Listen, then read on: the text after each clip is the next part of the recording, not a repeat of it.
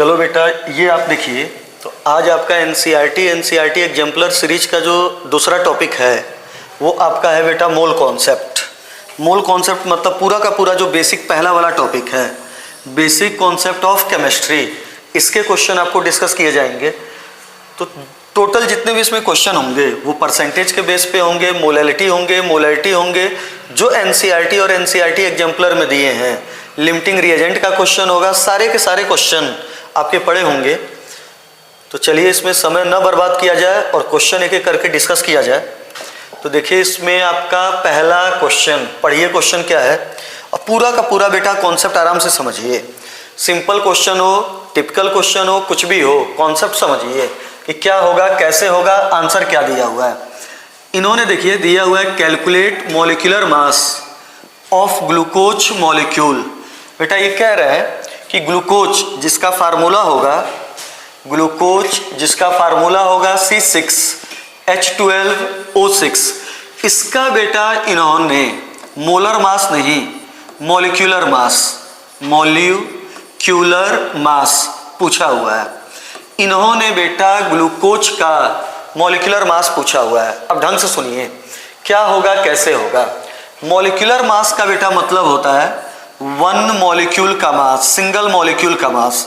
One molecule का मास, single molecule का मास molecular mass होगा। एक मॉलिक्यूल का मास बेटा मॉलिक्यूलर मास होगा। तो यहाँ पे देखिए, यहाँ पे बेटा इसके एक मॉलिक्यूल में कार्बन कितने हैं 6, हाइड्रोजन आप देखिए कितने हैं 12 और ऑक्सीजन कितने हैं 6। अब ढंग से सुनो, सिंगल कार्बन एटम का मास होता है 12 AMU, एक हाइड्रोजन का मास होगा 1 AMU और एक ऑक्सीजन का मास होगा, बेटा मास होगा 16 AMU। ये आपका होता है। एक आपका जो कार्बन हुआ उसका मास होगा 12 AMU, एक हाइड्रोजन होगा 1 AMU, एक ऑक्सीजन होगा 16 AMU। बेटा एक कार्बन एटम का मास 12 ग्राम नहीं 12 AMU होता है। एक हाइड्रोजन एटम का मास 1 ग्राम नहीं 1 AMU होता है। एक ऑक्सीजन एटम का मास बेटा 16 ग्राम नहीं 16 कितना होता है AMU। तो देखो एक कार्बन एटम का मास 12 AMU, तो 12 का कितना हुआ 72। 12 हाइड्रोजन का हुआ 12 AMU, एक ऑक्सीजन होता है 16, तो 6 हुआ 96, इतना हुआ।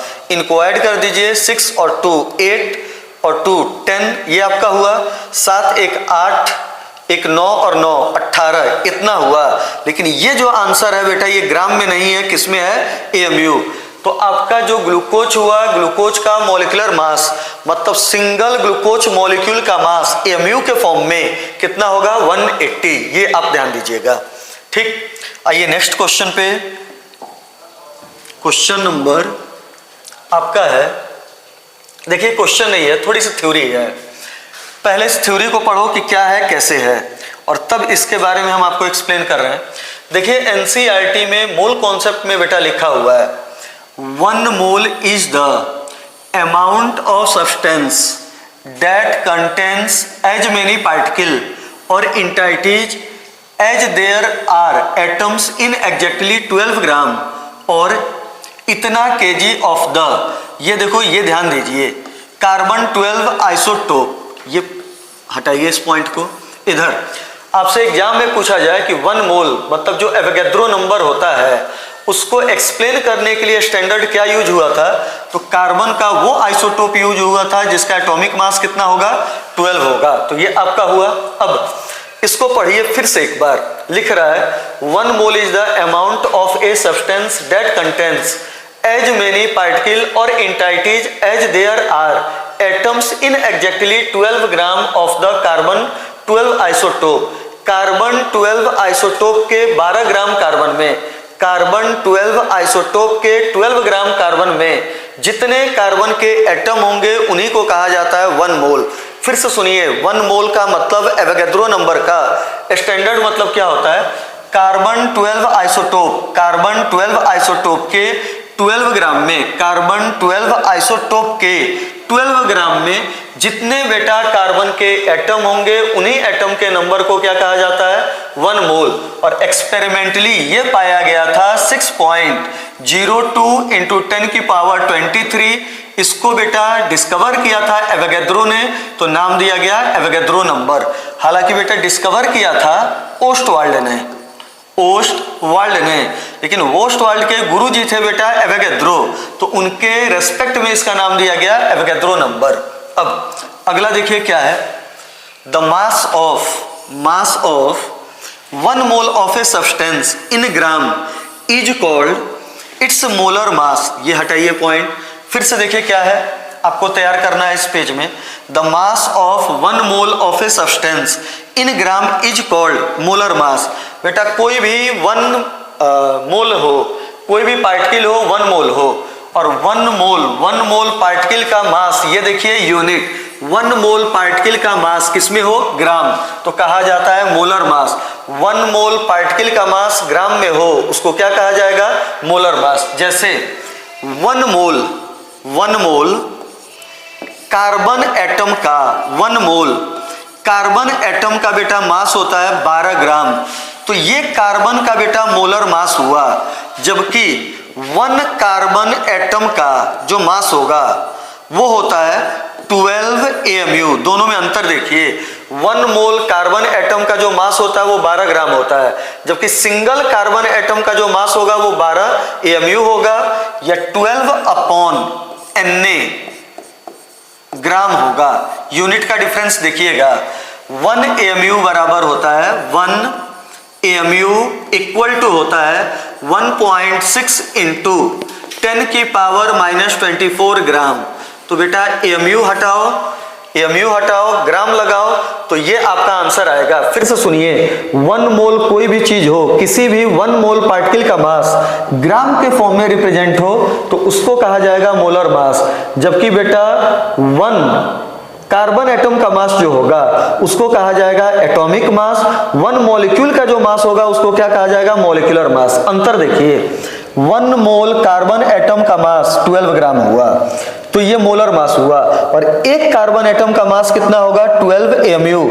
अगर आंसर ग्राम में देना हो तो ये देखो, 1 मोल कार्बन एटम का मास 12 ग्राम हुआ, तो 1 कार्बन एटम का मास होगा बेटा 12 बटे एवोगैड्रो नंबर।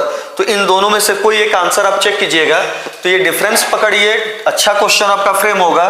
कैसे होगा, क्या होगा, कन्वर्जन फैक्टर याद रखिए, 1 AMU बराबर होता है 1.6 इंटू 10 की पावर -24 ग्राम। एक दो चीज और देखिए, जैसे आपसे कहा जाए कि वाटर का या मीथेन का, तो कोई आपसे पूछे कि मीथेन का मॉलिक्यूलर मास या मोलर मास, मॉलिक्यूलर हटाइए, मीथेन का मोलर मास कितना होगा, तो आंसर लगाइए 16 ग्राम। 1 मोल मीथेन का वेट ग्राम में जो हो उसको क्या कहा जाएगा, मोलर मास। अब ये देखिए, 1 मीथेन मॉलिक्यूल का मास, 1 मीथेन मॉलिक्यूल का मास, तो आंसर हुआ 16 अपॉन एवोगैड्रो नंबर, ये आंसर होगा ग्राम में, या आपका होगा 16 AMU। ढंग से इस चीज को देखिए, 1 मोल मीथेन का मास ग्राम में 16 ग्राम, 1 मोल मीथेन का मास ग्राम में 16 होता है, जिसको कहा जाएगा मोलर मास। जबकि सिंगल मीथेन मॉलिक्यूल का जो मास होगा वो या तो बेटा आंसर होगा 16 अपॉन एवोगैड्रो नंबर ग्राम के फॉर्म में, या होगा 16 AMU।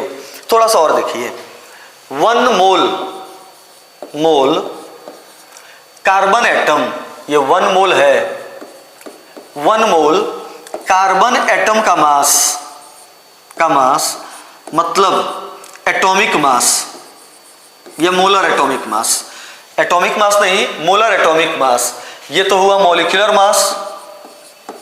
1 मोल कार्बन एटम का मास मतलब मोलर एटॉमिक मास होगा 12 ग्राम। ठीक, एक atom, single atom, 1 atom carbon का जो मास होगा अब वो होगा 12 अपॉन Na ग्राम, या बेटा आपका होगा 12 AMU।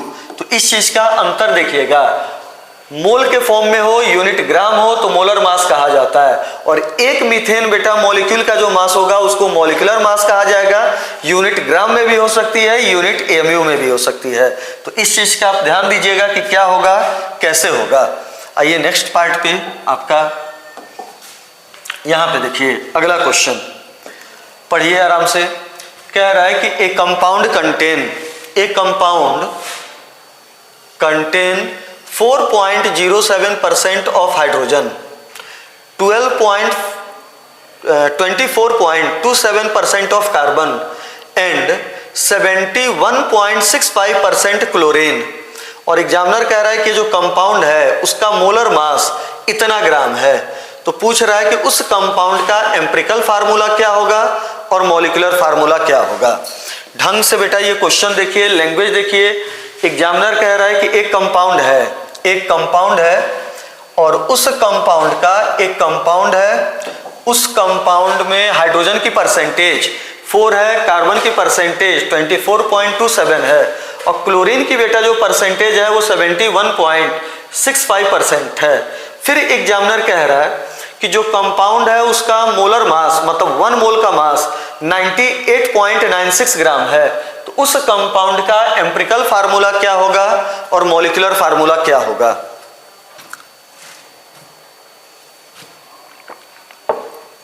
अब यहां पे देखिए, जैसे आपको कोई भी कंपाउंड हो और उसमें हर एक एलिमेंट का, जैसे हाइड्रोजन हुआ, आपका बेटा कार्बन हुआ और क्लोरीन हुआ, और इनका परसेंटेज दिया हो और आपका एम्पिरिकल फार्मूला निकालना हो, तो सबसे पहले जो दिया हुआ है परसेंटेज उसको लिख दीजिए।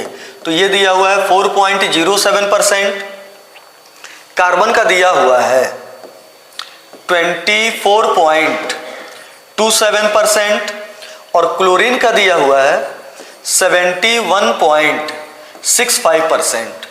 सबसे पहले आप क्या कीजिए कि जो भी परसेंटेज दिया हुआ है उसको उसी के एटॉमिक मास से डिवाइड कीजिए, मॉलिक्यूलर मास से नहीं, उसके एटॉमिक मास से डिवाइड कीजिए।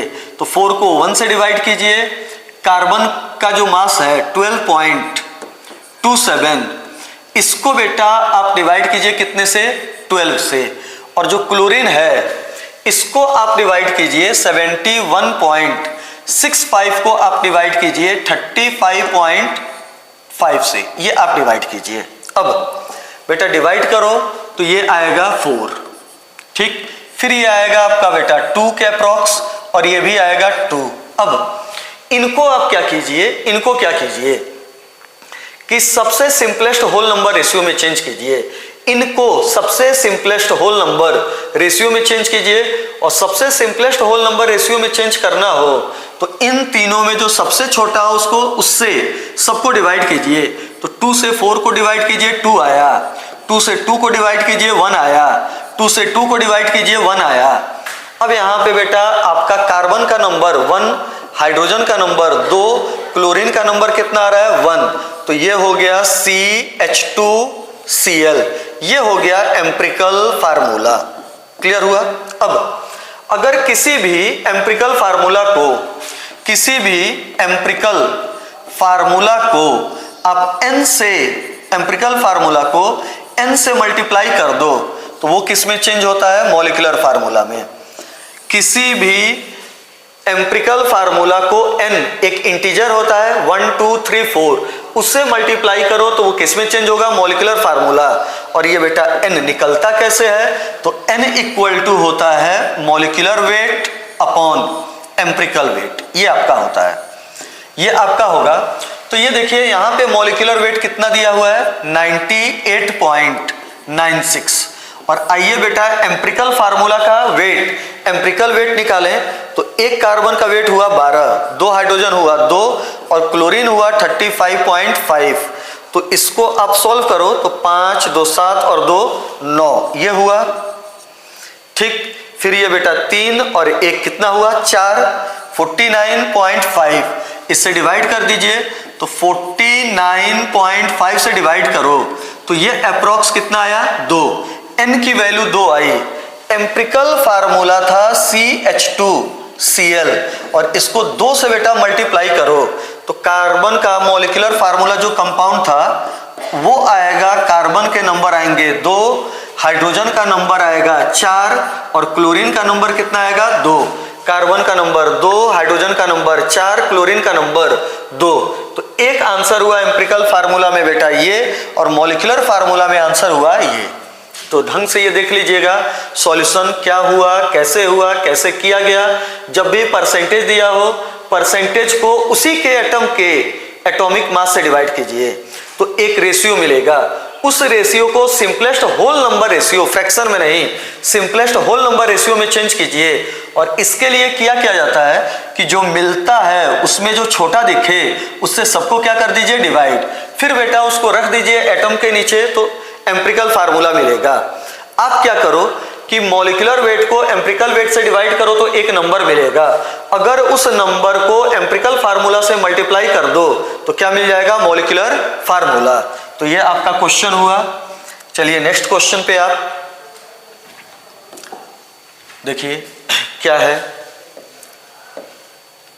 क्वेश्चन पढ़िए, calculate the amount of water in gram produced by combustion of 16 gram of methane. कह रहा है एग्जामिनर, क्वेश्चन पूछ रहा है कि बेटा 16 ग्राम मीथेन का कंप्लीट कंबशन होगा तो वाटर ग्राम में कितना बनेगा। 16 ग्राम मीथेन का कंप्लीट कंबशन होगा तो बेटा वाटर कितना ग्राम बनेगा।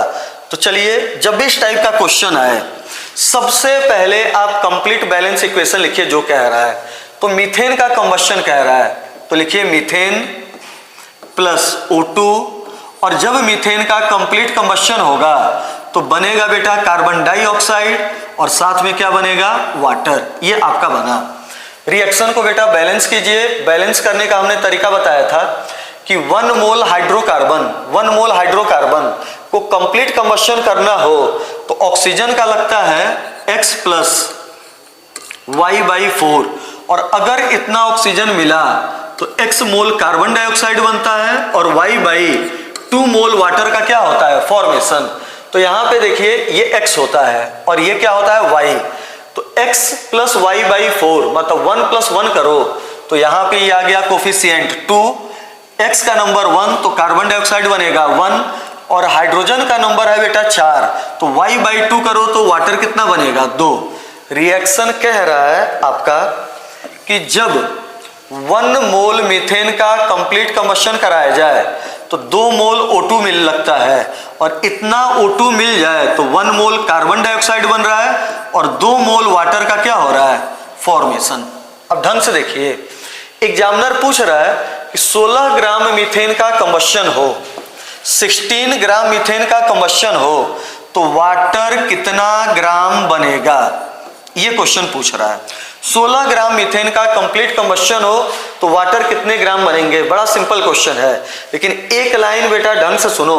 कभी भी इस टाइप के क्वेश्चन में, स्टोइचियोमेट्री बेस्ड क्वेश्चन में, 2 रिएक्टेंट में से किसी एक के बारे में दिया हो और कुछ पूछा जाए तो यूनिटरी मेथड यूज कीजिए। एक के बारे में दिया हो, अगले के बारे में पूछा जाए, यूनिटरी मेथड। लेकिन अगर दोनों के बारे में देता, इसके बारे में भी और इसके बारे में भी, तो क्वेश्चन बेटा लिमिटिंग रिएजेंट का होता। तो यहाँ पे सिंपल मेथड है। अब ये देखो 1 मोल मीथेन का कंबशन हो रहा है मतलब 2 मोल बन रहा है।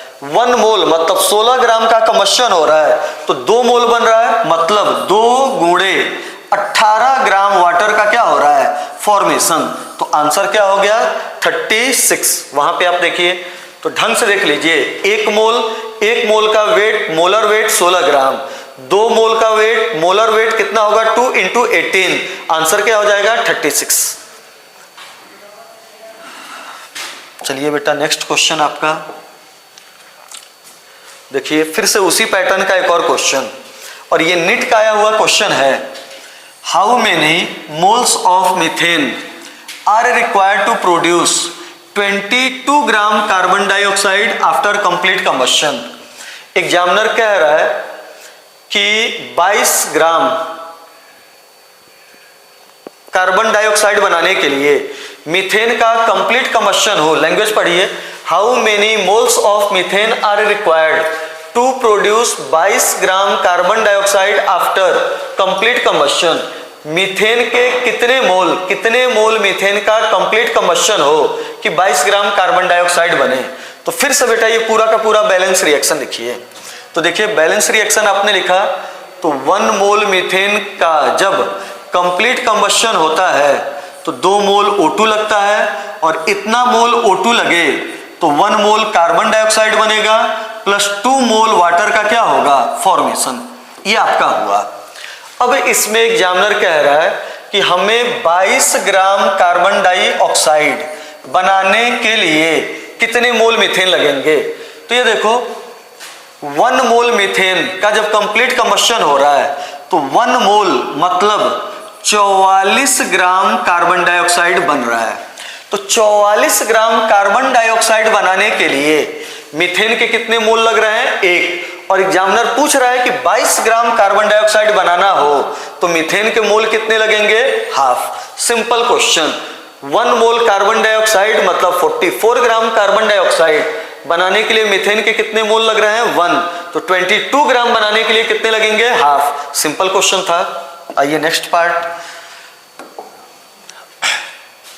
देखिए। क्वेश्चन पढ़िए बेटा ढंग से।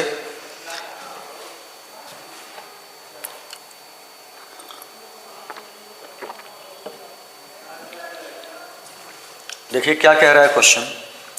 कह रहा है कि a solution is prepared by adding 2 gram of a substance A to a 18 gram of water, calculate the mass percent of solute. ये आपका क्वेश्चन पूछा गया है। एग्जामिनर कह रहा है कि 2 ग्राम को 18 ग्राम वाटर, 2 ग्राम पार्टिकल है, 2 ग्राम पार्टिकल है। इस 2 ग्राम पार्टिकल को 18 ग्राम वाटर में ऐड किया गया। तो बेटा आपका एग्जामिनर पूछ रहा है कि मास परसेंट ऑफ सॉल्यूट क्या होगा। जिसका मास परसेंट पूछे उसका मास ऊपर, टोटल मास नीचे, और परसेंटेज के लिए क्या होता है, 100। फिर से सुनिए बेटा, किसी भी चीज का मास परसेंट पूछे तो जिसका मास परसेंट या जिसका परसेंट पूछे उसका मास ऊपर, टोटल सॉल्यूशन का मास नीचे, और परसेंट के लिए इंटू 100। ये फार्मूला होता है। यहां पे सॉल्यूट कह रहा है, सॉल्यूट वो होता है जो कम मात्रा में होता है। तो कम मात्रा में है 2 ग्राम, तो 2 ऊपर हुआ और 2 + 18 नीचे हुआ। परसेंटेज के लिए क्या कर दो, 100। जो भी आपका आंसर होगा वो होगा। चलिए नेक्स्ट क्वेश्चन पे बेटा आइए। अगला क्वेश्चन आपका पढ़िए क्या है, कैसे है। कह रहा है calculate the molarity of sodium hydroxide in the solution prepared by 4 gram in enough water to form 250 ml of solution. ये क्वेश्चन है, सिंपल क्वेश्चन कुछ है नहीं। मोलैरिटी का बेटा फार्मूला होता है number of moles of solute upon volume of solution in liter। ये बेटा आपका फार्मूला हुआ number of moles of solute upon volume of solution in litre. ये आपका बेटा फार्मूला हुआ। अब मोलैरिटी देखिए, तो यहां पे देखिए ऊपर हमें सॉल्यूट का नंबर ऑफ मोल रखना है। सॉल्यूट क्वेश्चन में आप देखो सोडियम हाइड्रोक्साइड है और एग्जामिनर ने सोडियम हाइड्रोक्साइड का मास दिया है, तो सबसे पहले उसके मास को उसी के मॉलिक्यूलर मास से डिवाइड कर दो तो ये मोल मिल गया। यहां पे हमें वॉल्यूम चाहिए लीटर में, दिया किस में है, ml। तो ml को लीटर में चेंज करना हो तो 1000 से क्या कर दो, इसको डिवाइड, तो ये आया ऊपर। ये आपका कैलकुलेशन हुआ। सॉल्व कीजिए, कितनी बार में गया, 4। ये 4 और ये 4 कट गया। 4 को 10 से डिवाइड कर दो तो आंसर क्या आ गया, 0.4। या तो आंसर होगा मोल पर लीटर या आंसर होगा 4 मोलैरिटी, ऐसे लिखा होगा। मोलैरिटी की यूनिट क्या होती है? मोल पर लीटर। ठीक, तो ये आप ध्यान दीजिएगा, यूनिट वाइज क्या होगा, कैसे होगा। चलिए बेटा नेक्स्ट क्वेश्चन आपका,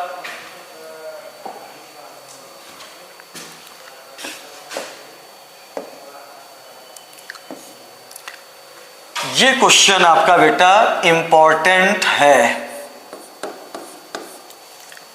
कई बार ये क्वेश्चन एग्जाम में पूछा गया है और इसका आंसर जब आप मैच कीजिएगा तो जब एग्जाम में ये क्वेश्चन बनेगा तो आंसर जैसे आ रहा है 2.79, 4 ऑप्शन होंगे जो इसके बहुत करीब होंगे। इस चीज का आप ध्यान रखिएगा। पढ़िए बेटा क्वेश्चन क्या है। The density of 3 molar solution of sodium chloride is 1.25 gram पर ml। Calculate molality of the solution. चलिए यहाँ पे हम डाटा लिख लें, क्या क्या दिया हुआ है। एग्जामिनर कह रहा है कि 3 मोलर सॉल्यूशन है, 3 मोलर सॉल्यूशन है और इसकी डेंसिटी इन्होंने दी हुई है 1.25 ग्राम पर ml और इस सॉल्यूशन का क्या पूछा जा रहा है? मोलैलिटी। तो चलिए बेटा सबसे पहले इस क्वेश्चन को सॉल्व करना हो, देखिए अप्रोच, एक तो डायरेक्ट फार्मूला होता है, तो जिनको डायरेक्ट फार्मूला याद हो वो तो बड़ी अच्छी बात है, डायरेक्ट फार्मूले से इस क्वेश्चन को कीजिए। लेकिन अगर बेटा डायरेक्ट फार्मूला न याद हो तो देखिए क्वेश्चन कैसे किया जाएगा। जो पूछा मोलैलिटी पूछा उसका बेसिक डेफिनेशन आप लिख दीजिए। तो मोलैलिटी की बेसिक डेफिनेशन होगी number of moles of solute upon mass of solvent in KG, ये आपका होगा। Number of moles of solute upon of solvent in KG, ये आपका होगा।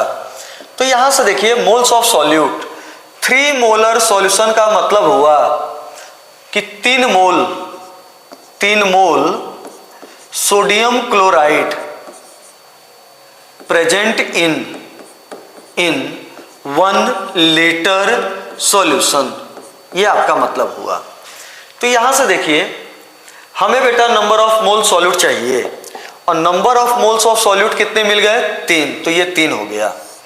अब नीचे हमें जो सॉल्वेंट है उसका मास चाहिए और किसमें? केजी। तो देखो एग्जामिनर ने हिंट क्या क्या दिया है, हमें बेटा सॉल्यूशन का वॉल्यूम मालूम है, सॉल्यूशन की डेंसिटी मालूम है। तो सबसे पहले सॉल्यूशन के वॉल्यूम को डेंसिटी के हेल्प से सॉल्यूशन के किस में चेंज कर लीजिए? मास। तो यहां से हुआ, ये देखिए हम लिख रहे हैं calculation, mass of solution, mass of solution equal to हो गया, डेंसिटी इक्वल टू होता है मास पर यूनिट वॉल्यूम। तो यहां से हो गया mass of solution equal to density of solution 1.25 gram पर ml into volume of solution, और वॉल्यूम कितना है? 1 लीटर, ये ml है। तो ml में बेटा ये चेंज करना हो, ग्राम पर ml। यहां से देखिए फार्मूला होता है density equal to mass per unit volume, तो मास इक्वल टू हुआ डेंसिटी इंटू वॉल्यूम। तो यहां पे बेटा ये 1 हुआ, मतलब ये 1000 ml हुआ। तो ये ml कट गया, इसको सॉल्व करो तो ये हो गया 1250 ग्राम। ये बेटा आपका सॉल्यूशन का मास हुआ। अब हमें सॉल्यूशन का मास नहीं चाहिए, सॉल्वेंट का मास चाहिए, और वो भी किस में? केजी में। तो अगला यहां से हुआ सॉल्वेंट का मास।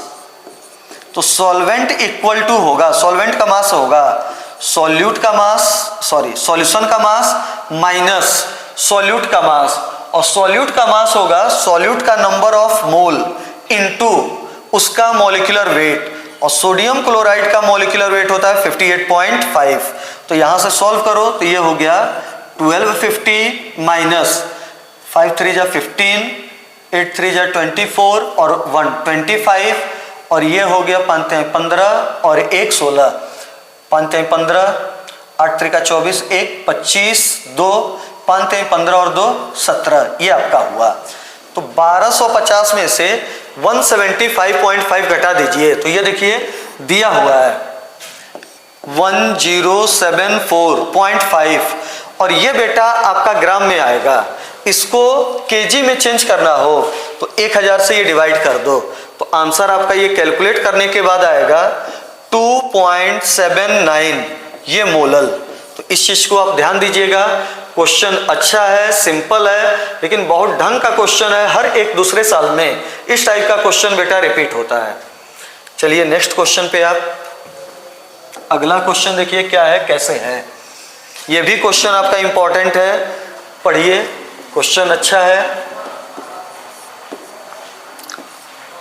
Calculate the concentration of nitric acid in mole per liter in a sample which has density 1.14 gram per ml and the mass percent of nitric acid in it being 69%। फिर से सुनिए, calculate the concentration of nitric acid. बेटा nitric acid है, इसकी concentration मोल पर litre मतलब molarity पूछ रहा है। सॉल्यूशन की डेंसिटी जो है वो है 1.41 ग्राम पर ml और जो इसका मास परसेंट है मतलब परसेंटेज वेट बाय वेट जो है ये कितना है 69%। तो जब ये डाटा दिया हो तो आप सिंपली बेटा नंबर ऑफ मोल का फार्मूला यूज कीजिए, सॉरी मोलैरिटी का।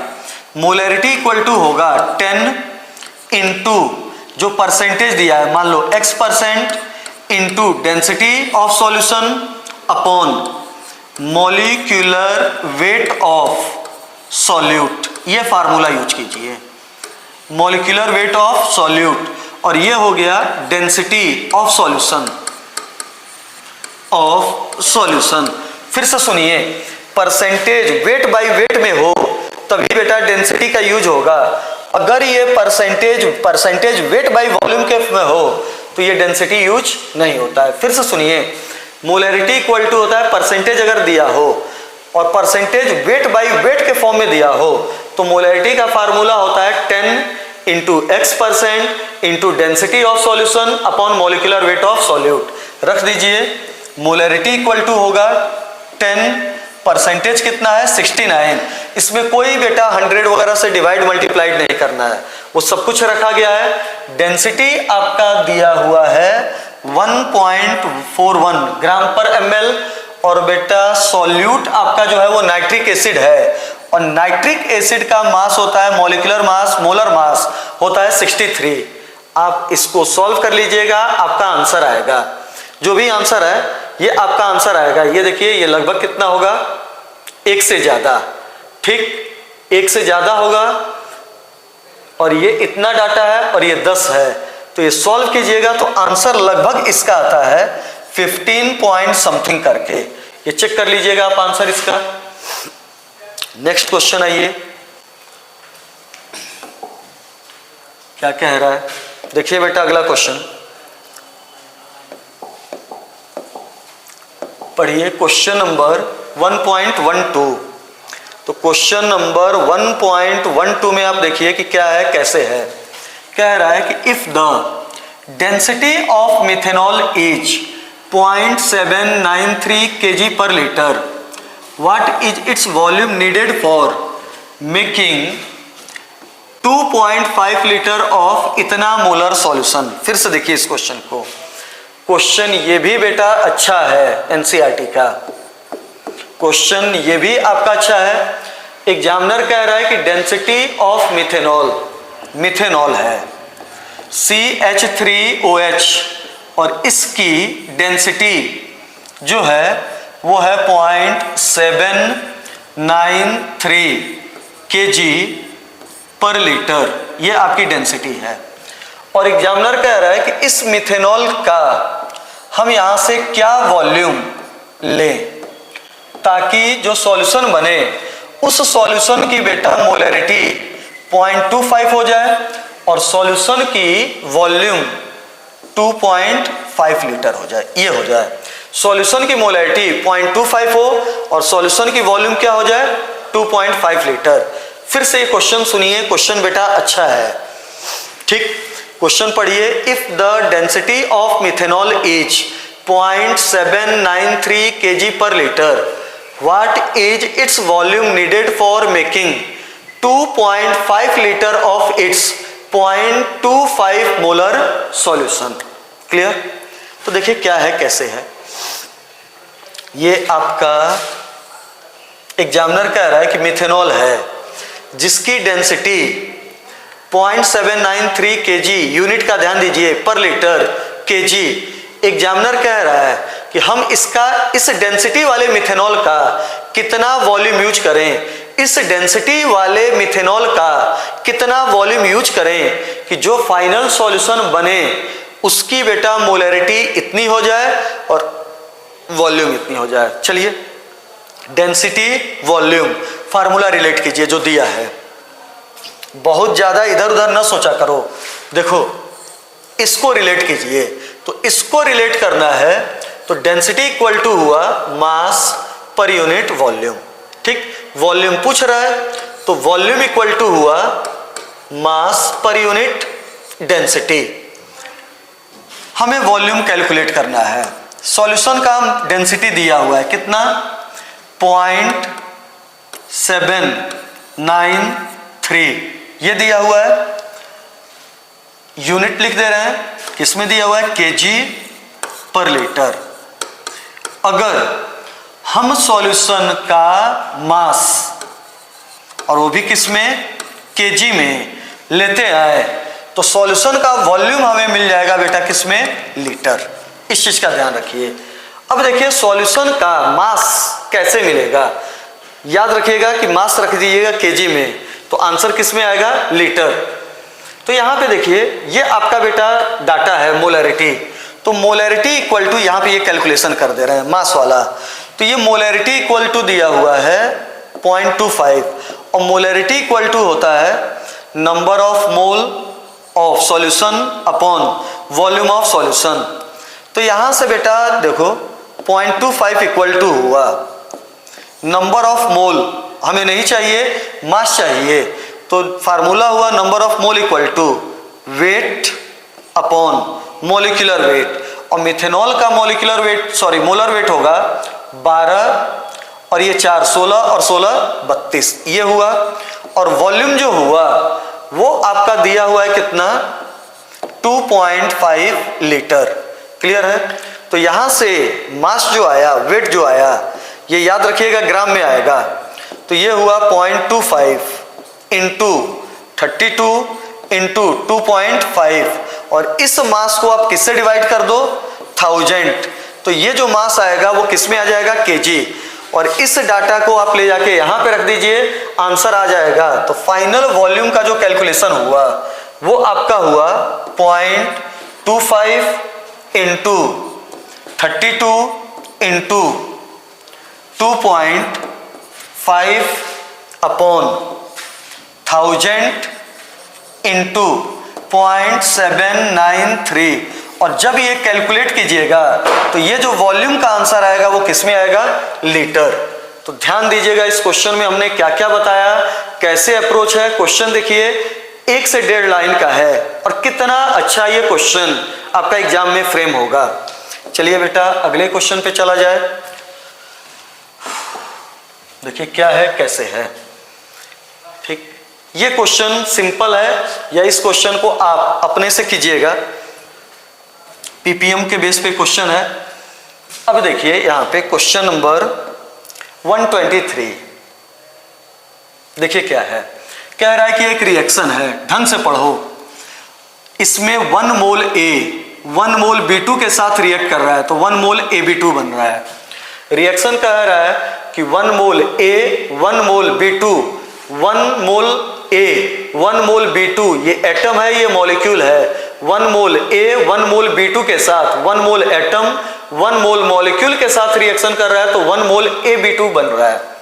एग्जामिनर कह रहा है कि identify the limiting reagent if any in the following reaction mixture. अब एग्जामिनर कह रहा है कि अगर A के 300 एटम और B2 के 200 मॉलिक्यूल, ये बेटा मॉलिक्यूल कहा तो B नहीं, इसको क्या मानना है, B2। तो ये देखिए एग्जामिनर कह रहा है कि जब A के 300 एटम B2 के मतलब B मॉलिक्यूल के 200 के साथ रिएक्ट करें तो कोई लिमिटिंग रिएजेंट होगा कि नहीं। अब इन दोनों में लिमिटिंग रिएजेंट वो होगा जो कम मात्रा में होगा, जो कम मात्रा में होगा, रिएक्शन में जो पूरा का पूरा यूटिलाइज हो जाए, जो कम मात्रा में हो, वो क्या होगा, लिमिटिंग रिएजेंट। तो देखो यहाँ पे 1 मोल को कंप्लीट रिएक्ट करने के लिए 1 मोल B2 चाहिए, तो 300 के लिए इसका भी 300 चाहिए, लेकिन दिया कितना है, 200। चाहिए था 300, दिया है 200, मात्रा कम, मतलब पहले में लिमिटिंग रिएजेंट हुआ B2। क्लियर। अगला देखिए 1 मोल A 1 mole B2, 2 mole A 3 mole of B कह दिया, मतलब इसने बेटा B इसको साफ लिखना चाहिए कि B मॉलिक्यूल या B2। तो ये देखो 1 के लिए 1 चाहिए तो 2 के लिए 2 चाहिए, या ये देखो इसके 1 के लिए इसका 1 चाहिए तो इसके 3 के लिए इसका 3 चाहिए, और दिया कितना है, 2, मतलब कम दिया है, ये क्या हो जाएगा, लिमिटिंग रिएजेंट। क्लियर। अब देखो अगला 1 के लिए 1 चाहिए तो 100 के लिए 100 चाहिए, 1A के लिए 1B2 चाहिए, 1A के लिए 1B2 चाहिए, तो 100 एटम ऑफ A के लिए 100 मॉलिक्यूल B2 चाहिए। ठीक, 100 के लिए 100 चाहिए, 100 के लिए 100 चाहिए, वही दिया हुआ है, मतलब दोनों आपस में कंप्लीट रिएक्ट कर जाएंगे, और जब दोनों आपस में कंप्लीट रिएक्ट कर जाएंगे तो लिमिटिंग रिएजेंट का कोई भी इसमें कॉन्सेप्ट नहीं है। तो ये जो कंप्लीट रिएक्ट करेगा, ये जो कंप्लीट बेटा रिएक्ट करेगा, इसको कहा जाता है स्टिचियोमेट्रिक मिक्सचर। ये देखो एक के द्वारा कंप्लीट रिएक्ट, तो 100 के द्वारा कंप्लीट रिएक्ट, कुछ बचेगा नहीं, और कुछ नहीं बचे तो कहा जाता है स्टिचियोमेट्रिक मिक्सचर। तो ये थर्ड वाला एग्जांपल होगा स्टिचियोमेट्रिक मिक्सचर का। अब देखो इसके 1 मोल के लिए इसका 1 मोल, तो 5 मोल के लिए इसका कितना चाहिए था, 5। फिर से सुनो, 1 मोल के लिए 1, तो इसके 5 मोल के लिए इसका 5 चाहिए था, लेकिन दिया कितना हुआ है, 2.5, तो ये कम दिया है, लिमिटिंग रिएजेंट। अब देखो इसके 1 के लिए 1 चाहिए था, तो इसके दिए हुए 5 के लिए इसका 5 चाहिए था, लेकिन दिया कितना है, 2.5, तो ये हो गया लिमिटिंग रिएजेंट। ठीक, तो ढंग से इसको देखिएगा। लिमिटिंग रिएजेंट के क्वेश्चन लगभग हर साल एग्जाम में पूछे जाते हैं, और ये तो बहुत सिंपल था। लिमिटिंग रिएजेंट, 2 रिएक्टेंट हो, दोनों रिएक्टेंट का डाटा दिया हो, तो जो रिएक्टेंट बेटा कम मात्रा में होगा वही क्या होगा, लिमिटिंग रिएजेंट। ये आपका हुआ। अगले पे आइए, नेक्स्ट क्वेश्चन पे आप। तो अगला क्वेश्चन है, पढ़िए। अगला जो क्वेश्चन है वो आप पढ़िए। तो इसमें कह रहा है कि if 10 volume of dihydrogen gas reacts with 5 volume of dioxygen gas, how many volumes of water vapour would be produce. Reaction लिख दीजिए। तो देखिए बेटा रिएक्शन क्या होगा, H2 प्लस O2 बनेगा वाटर। रिएक्शन को बैलेंस कीजिए, तो 2 मोल H2 1 मोल O2 के साथ रिएक्ट करेगा तो बनेगा 2 मोल वाटर। एग्जामिनर कह रहा है कि अगर 10 volume dihydrogen gas 5 volume dioxygen gas के साथ रिएक्ट करे तो ये कितना बनेगा, ये क्वेश्चन है। ढंग से देखिए, 2 रिएक्टेंट हैं, दोनों के बारे में डाटा दिया हुआ है। तो पहले आपको सोचना है कि लिमिटिंग रिएजेंट होगा कि नहीं होगा, लिमिटिंग रिएजेंट होगा कि नहीं होगा। तो ये देखो इक्वेशन को पढ़िए। इसके 2 मोल के लिए इसके 1 मोल, इसका 2 मोल 1 मोल से 2 मोल 1 मोल से कंप्लीट रिएक्ट कर रहा है तो इसके कितने मोल बन रहे हैं? 2 मोल 1 मोल से कंप्लीट रिएक्ट कर रहा है तो कितने मोल बन रहे हैं? 2। अब देखो इसके 2 के लिए 1 की आवश्यकता है तो 10 के लिए कितने की आवश्यकता है? 5। इसके लिए 1 के लिए 2 की आवश्यकता है तो 5 के लिए कितनी? 10। मतलब दोनों में से कोई नहीं बचेगा, और कोई नहीं बचेगा तो ये क्वेश्चन लिमिटिंग रिएजेंट का नहीं हुआ, ये स्टोइचियोमेट्रिक मिक्सचर हुआ। क्वेश्चन बेटा यूनिटरी मेथड के अकॉर्डिंग सॉल्व होगा। तो देखो इक्वेशन कह रही है कि अगर इसका 2 इसके 1 से रिएक्ट करे तो इसका कितना बनेगा? 2। तो उसी के अकॉर्डिंग पढ़ो, इसका 10 इसके 5 के साथ रिएक्ट करे तो इसका कितना वॉल्यूम बनेगा? 10। फिर से देखिए 2 1 कंप्लीट रिएक्ट कर रहे हैं तो कितना बन रहा है? 2 वॉल्यूम 2 मोल, इक्वल वॉल्यूम कंटेन इक्वल मोल। बेटा अगर गैस हो तो डायरेक्टली मोल की जगह पे क्या यूज करो? वॉल्यूम। तो आप पढ़ सकते हो कि 2 मोल 1 मोल के साथ रिएक्ट किया तो 2 मोल बना। उसकी जगह पे पढ़ो कि 2 वॉल्यूम 1 वॉल्यूम के साथ रिएक्ट किया तो कितने वॉल्यूम बने? 2। तो देखो 2 1 वॉल्यूम के साथ रिएक्ट किया तो 2 वॉल्यूम बना। तो 10 5 के साथ रिएक्ट करेगा तो कितना बनेगा? 10। 10 5 के साथ रिएक्ट करेगा तो कितना बनेगा? 10। ये आपका आंसर। चलिए बेटा नेक्स्ट क्वेश्चन पे आप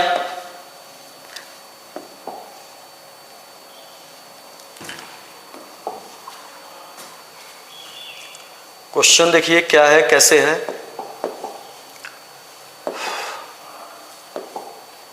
कह रहा है कि which of the following will have largest number of atom, है ना। इस टाइप के क्वेश्चन पिछले 2 साल में पूछ रहा है कि इन चारों में से किसके पास ज्यादा एटम होंगे। तो बेटा कभी भी मास दिया हो और नंबर ऑफ एटम पूछे तो सबसे पहले नंबर ऑफ मोल निकालो। नंबर ऑफ मोल को सहायता से नंबर ऑफ मॉलिक्यूल निकालो, और नंबर ऑफ मॉलिक्यूल निकल जाए तो नंबर ऑफ एटम निकालो। लेकिन ये देखो ये एटम ही है, मॉलिक्यूल नहीं दिया है, तो हमें मॉलिक्यूल निकालने की आवश्यकता नहीं है, एटम निकालने की आवश्यकता है। तो फार्मूला बना number of atom equal to number of mole, और number of mole equal to होगा गिवन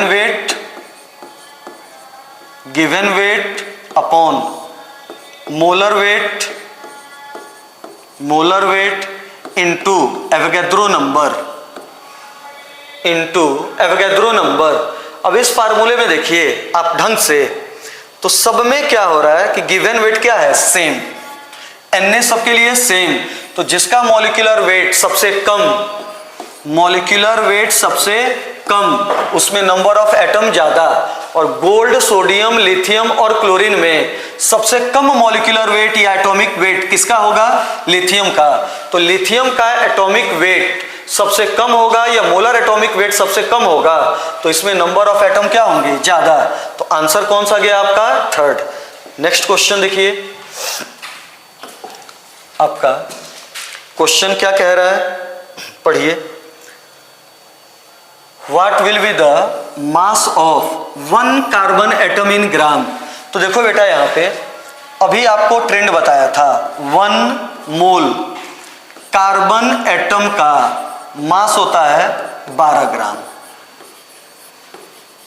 ठीक, मतलब 1 या सीधे आपका ये 6.02 इंटू 10 की पावर 23 कार्बन एटम का जो मास होगा वो होगा 12 ग्राम।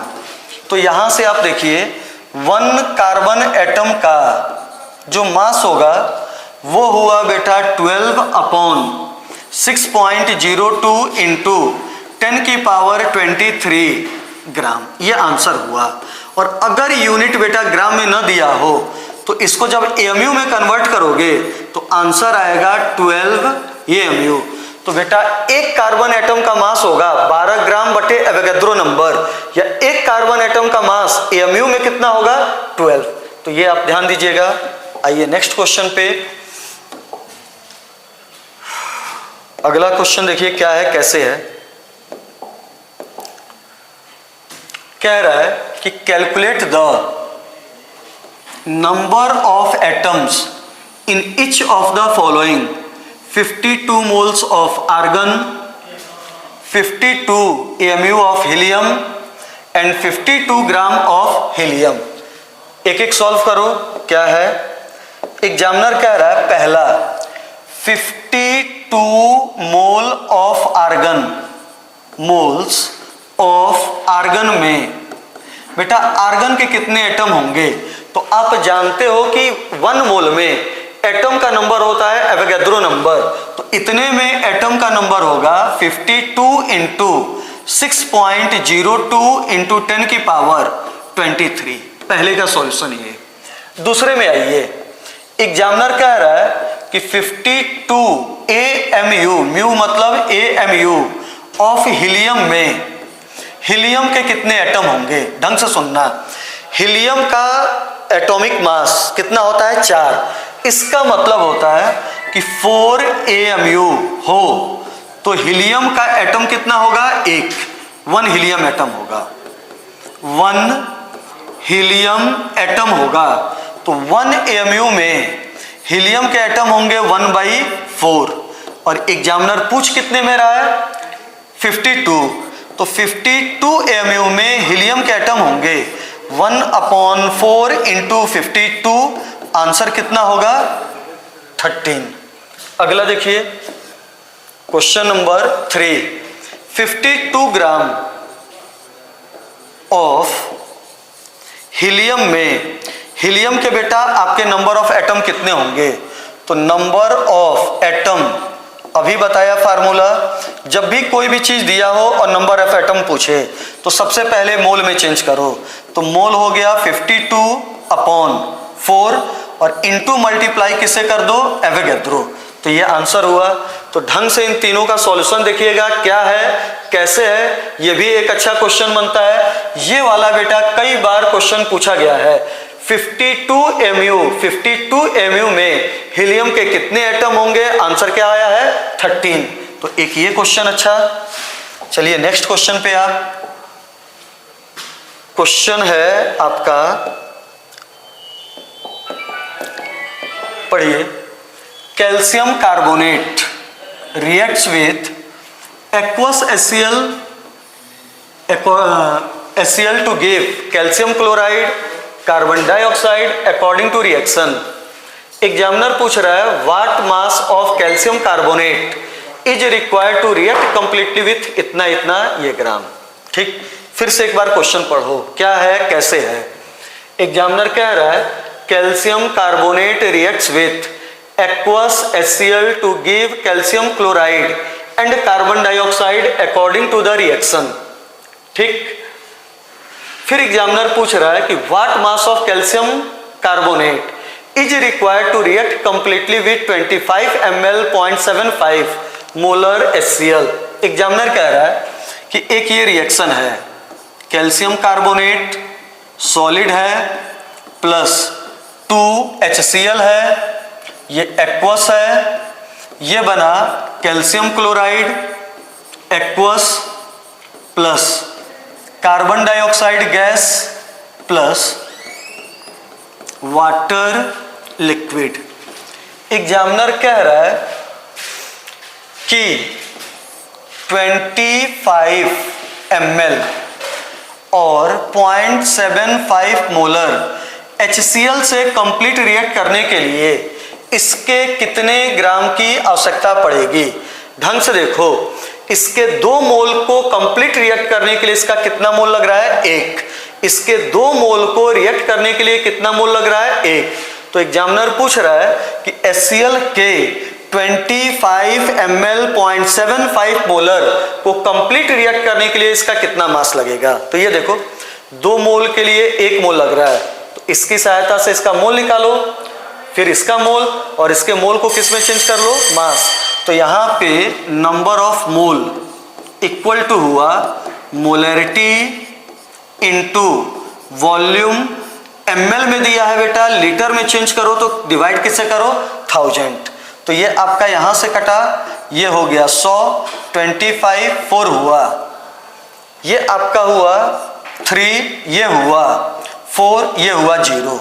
यहाँ से आंसर हुआ 3/4 4 जा 16 160।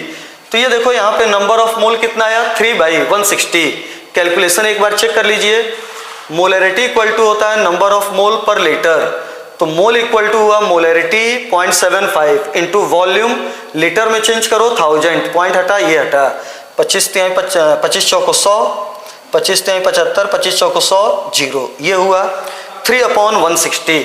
तो देखो इसके 2 मोल के लिए इसका कितना मोल लग रहा है 1, तो इसके इतने मोल के लिए इसका हाफ मोल लगा, और हाफ करो तो इसका जो मोल लगेगा वो हो गया 3/160, हाफ कर दीजिए तो इतना हुआ, और मोल इक्वल टू हुआ इसका वेट जो पूछा जा रहा है अपॉन मॉलिक्यूलर वेट, और इसका मॉलिक्यूलर वेट होता है कितना 100।